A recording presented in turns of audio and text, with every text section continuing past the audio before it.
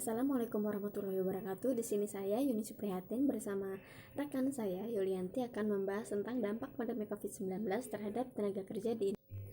Selain sektor kesehatan, pandemi COVID-19 ini juga memberikan dampak terhadap sektor ekonomi, khususnya tenaga kerja dan pendapatan.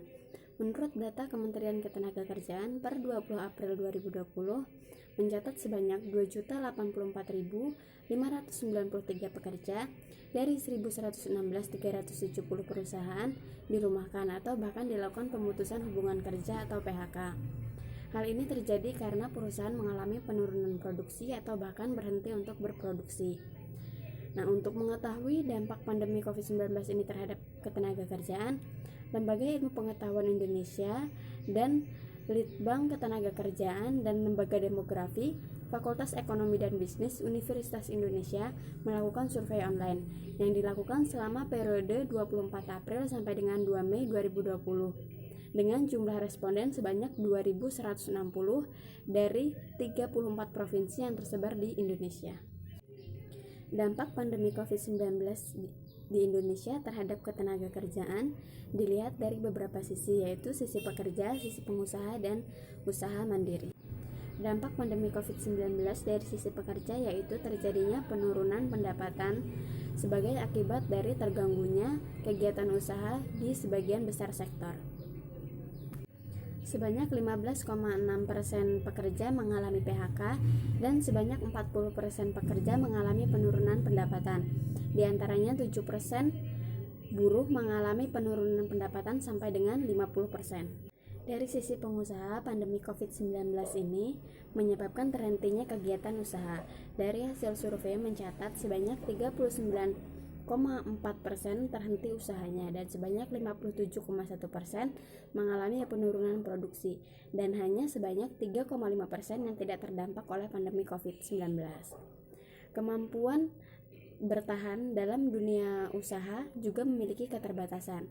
Dari hasil survei, sebanyak 41% pengusaha mampu bertahan kurang dari 3 bulan dan sebanyak 24% pengusaha hanya mampu bertahan 3 sampai dengan 6 bulan dan sebanyak 11% pengusaha mampu bertahan 6 sampai dengan 12 bulan dan sebanyak 24% pengusaha mampu bertahan lebih dari 12 bulan.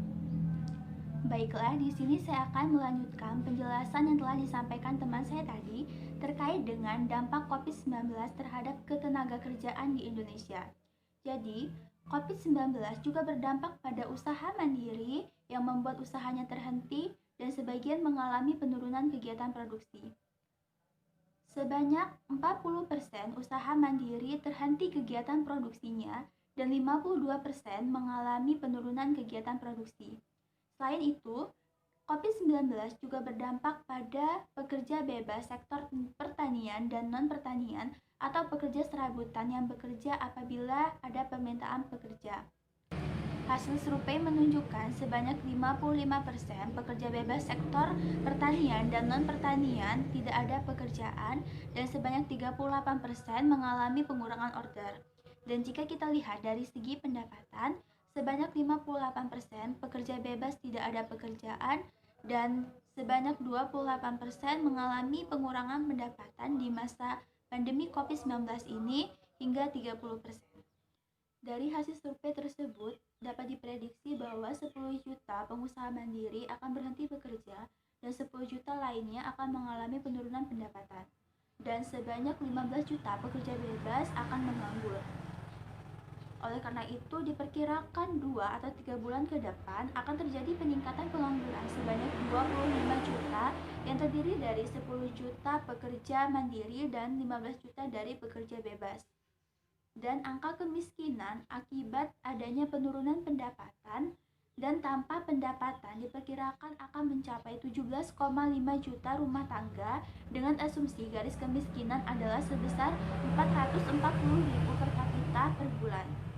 Data yang kami sampaikan tadi kami peroleh dari lipi.go.id dan berdasarkan penjelasan yang telah kami sampaikan dapat kita ketahui dan pahami seberapa besarnya dampak dari pandemi COVID-19 terhadap ketenagakerjaan di Indonesia.